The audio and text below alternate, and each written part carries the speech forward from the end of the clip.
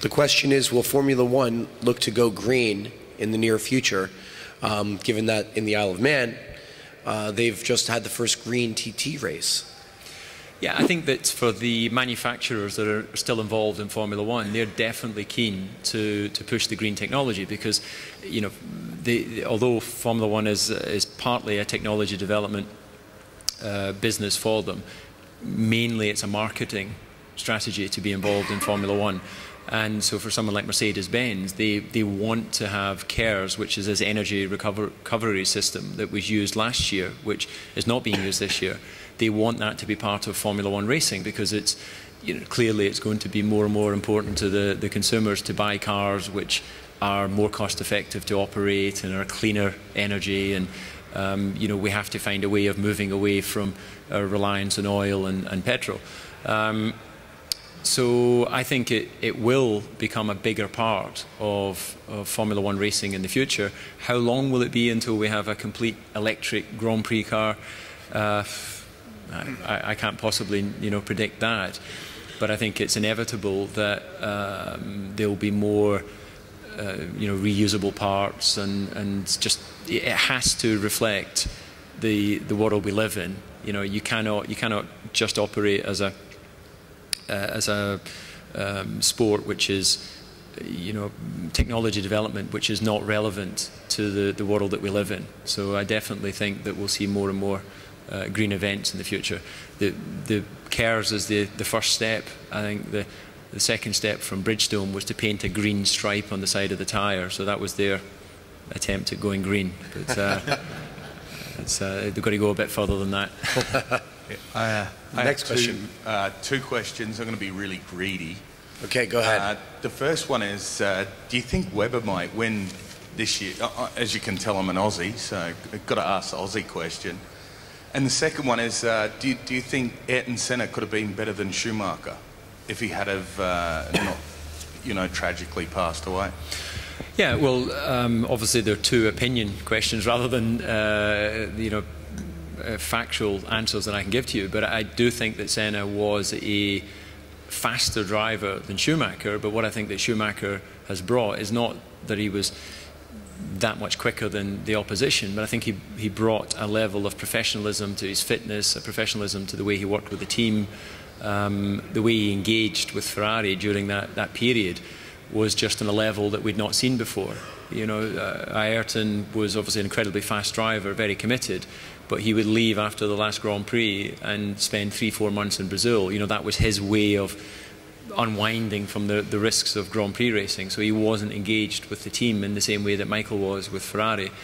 As for Mark Webber, I think that he's probably even surprised himself with his performance in the last two races. You know, they've been truly world-class performances that we saw in Barcelona and Monaco.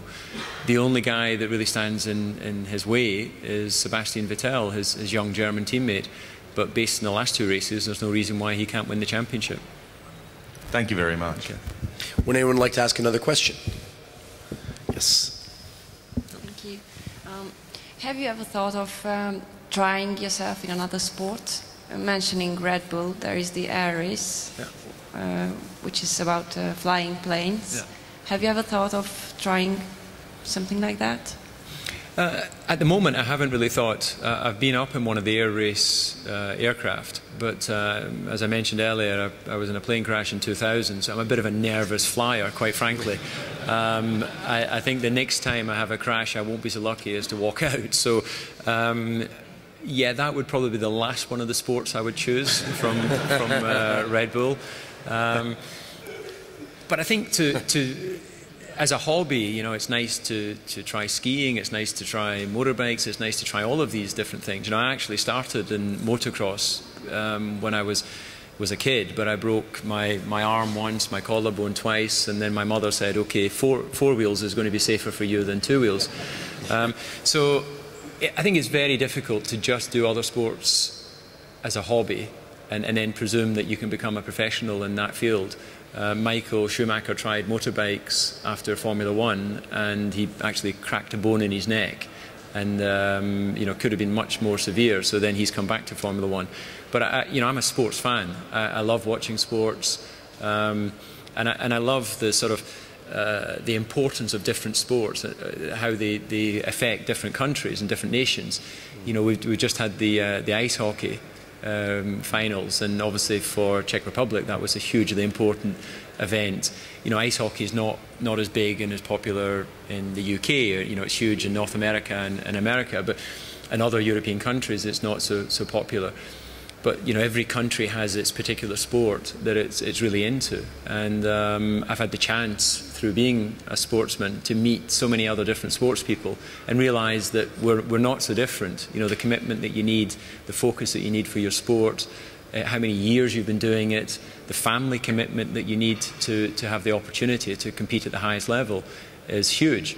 So as a father myself, you know, I would like to encourage my son to get involved in sport. Motor racing, of course, would be an obvious route, but I know it's quite expensive, so I hope he picks golf or tennis, and I can just buy him a set of clubs, and that would be a lot easier. Any other questions? Yeah, there's one in the front. Thanks. Hi, David. I wonder if I may ask just your opinion on the regulation in F1. It's changed this year, and I'd be interested in your opinion as to whether it's made the product actually better. I think you guys do a great job in the BBC of talking about all the intrigue and speculation within F1, but the actual races themselves, I just wonder if you feel that they've got it right yet. And perhaps the second part of the question is, what do you think it's going to take to actually crack the American market with F1? Yeah, I think you're right. I had high hopes for the formula this year, and again, those who don't follow Formula One, previously we had refuelling, and this year we have no refuelling. So the cars have to start with about 160 kilograms of fuel on board, and the effect is clearly if you have a lot of weight, then it's a lot slower at the beginning, and as the weight burns off and the fuel load lightens, the car gets faster. And I was hoping that that would mean that the races would be more variable, so you'd have a car that maybe works with a lot of fuel, but as it drains, it's burned its tyres and doesn't perform so well. But the reality is it hasn't had any real effect on making the racing any better. In many ways, it shouldn't be a surprise that the fastest car in qualifying is at the front, and if it's the fastest car in qualifying, why would it logically not be the fastest car in the race? You know, so that's one of the big difficulties that we have as a sport. You know, how do you make the racing closer? How do you give these new teams that come in the chance to compete against a Ferrari or a Red Bull or a McLaren without handicapping the larger teams that have spent hundreds of millions of euros developing technology to enable them to have an advantage? And Max Mosley, who was the former president of the FIA, which is the governing body for Formula One, was trying to put budget caps to say that a team has to operate for 40 million over the course of a season, which I think in America they do with American football, where there's a cap in how much they can spend on putting together the team. But where that system's flawed is, I believe, that then what they'll do is they'll have separate companies provide a house for the player or provide an aircraft, and you know, you cannot absolutely control. And it's actually sort of anti-competitive in some ways to say that you all have to have the same budget, because what if one team is more effective at raising money? What if one team wants to attract a better designer? You know, so in a free market, you should be able to spend whatever you can raise. And I think soccer is another good example of how they've overspent.